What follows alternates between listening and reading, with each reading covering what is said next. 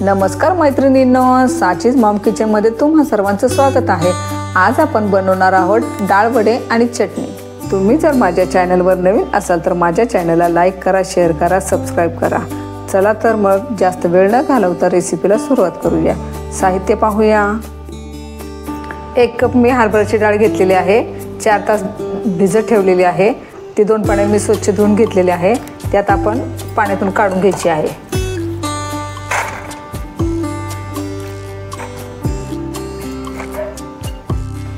10-15 मिनिटांसाठी मी डाळ पाण्यातून काढून ठेवलेली आहे। ती निथळत ठेवायची आहे।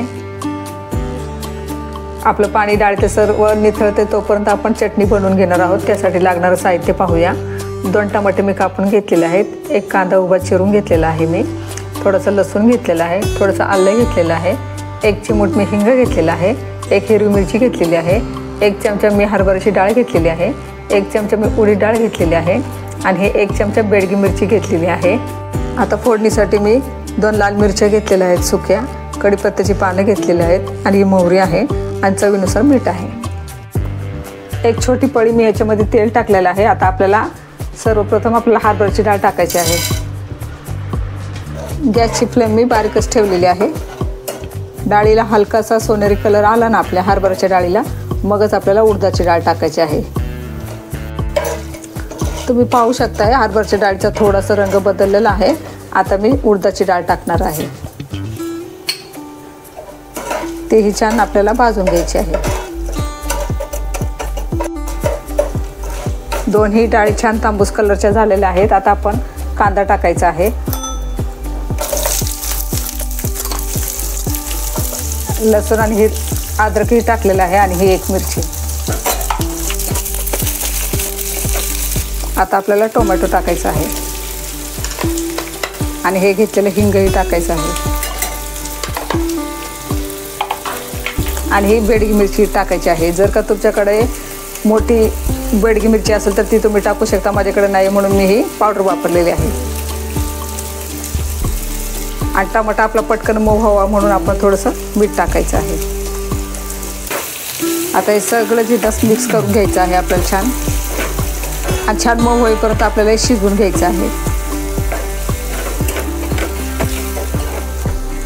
कांदा आणि टमाटा छान मऊ झालेला आहे, तुम्ही हे पाहू शकताय। थंड झाल्यानंतर आपल्याला हे मिक्सरमध्ये फिरवून घ्यायचं आहे। आता हे आपल्याला मिक्सरमध्ये फिरवून घ्यायचं आहे। मिक्सरमध्ये फिरवून झालेली आहे आपली चटणी। आता आपण तिला एक तडका देऊया।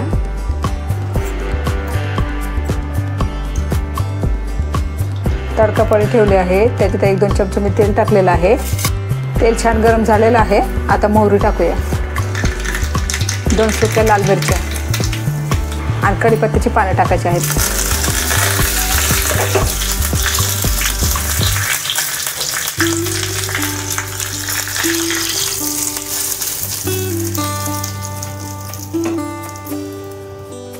आता आपण डाळ वडे बनवायला घ्यायचे आहेत। त्यासाठी लागणारं साहित्य पाहूया।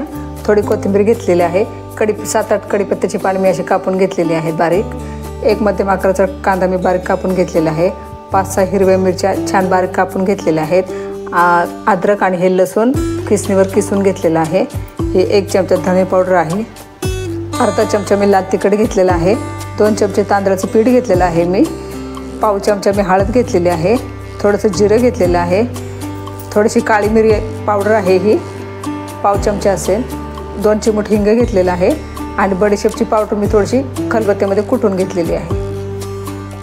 डाळीतलं सर्व पाणी मी निथळून घेतलेलं आहे। आता आपल्याला डाळ मिक्सरमध्ये फिरवून घ्यायची आहे। सर्व पाणी निथळून घ्यायचं आहे, मग डाळ वाटायला घ्यायची आहे आपल्याला। आणि डाळ वाटताना पाणी वापरायचं नाही आहे आपल्याला, आणि जास्त बारीक वाटायची नाही आहे, दरदरीतच वाटायची आहे। 1-2 चमचे मी डाळ बाजूला काढून ठेवत आहे। डाळ मिक्सरमध्ये फिरवून झालेली आहे, तुम्ही पाहू शकताय। अशी सरभरीत डाळ वाटायची, अशी अख्खी डाळ दिसते, तुम्ही पाहू शकताय। अशी डाळ आपल्याला मिक्सरमध्ये फिरवून घ्यायची आहे। आता एका बाउलमध्ये काढून घ्यायचं आहे आपल्याला हे सर्व मिश्रण। आता आपण जिन्नस टाकायचे आहेत, त्याच्यात बारीक चिरून घेतलेला कांदा टाकायचा आहे, हिरव्या मिरच्या टाकायच्या आहेत, अद्रक लसूण पेस्ट टाकायची आहे, कढीपत्त्याची पानं, हे धना पावडर आहे आपली, थोडंसं जिरं घेतलेलं आहे, हळद टाकायची आहे, लाल तिखट टाकायचं आहे, 2 चमचे मी तांदळाचं पीठ घेतलेलं आहे. तांदळाचं पीठ नसेल तर तुम्ही ज्वारीचं पीठही घेऊ शकता. आता टाकायचं आहे, त्यामुळे छान आपल्या वड्यांना कुरकुरीतपणा येतो. बडीशेप पावडर आणि काळी मिरी पावडर आणि हिंग. बडीशेप पावडर मी म्हणजे दरदरीत वाटून घेतलेली आहे, तीही टाकायची आहे आणि कोथिंबीर टाकायची आहे. 1 चमचा मी गरम तेल टाकत आहे.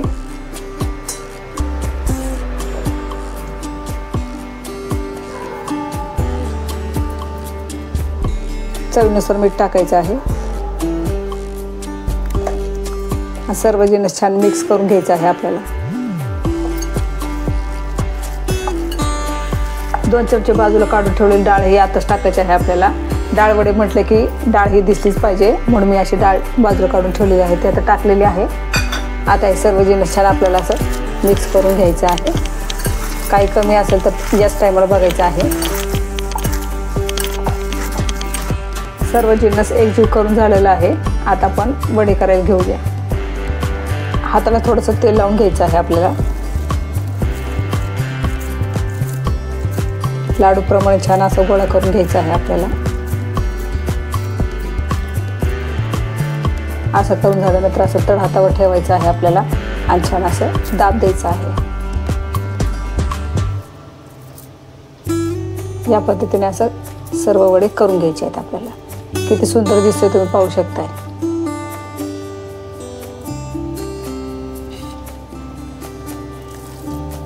आणखीन एक करून दाखवते मी तुम्हाला.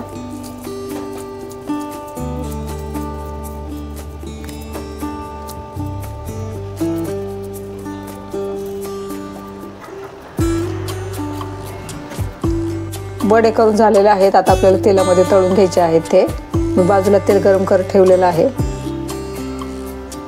आता त्यामध्ये असा वडा सोडायचा आहे. जितके बसतील तितकेच वडे सोडायचे आहेत आपल्याला. गॅसची फ्लेम मी मध्यम ठेवलेली आहे. आलटून पलटून छान तळून घ्यायचे आहेत आपल्याला.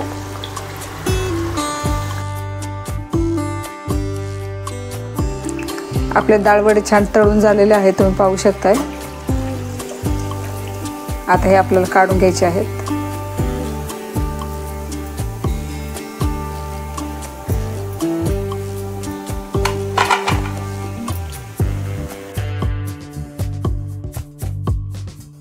उरलेले डाळ वडे हे आपण याच पद्धतीने तळून घ्यायचे आहेत. अशाच नवनवीन रेसिपी पाहण्यासाठी माझ्या चॅनलला लाईक करा, शेअर करा, सबस्क्राईब करा. पुन्हा भेटूया एका नवीन रेसिपी सोबत. तोपर्यंत पौष्टिक खा आणि मस्त रहा. धन्यवाद.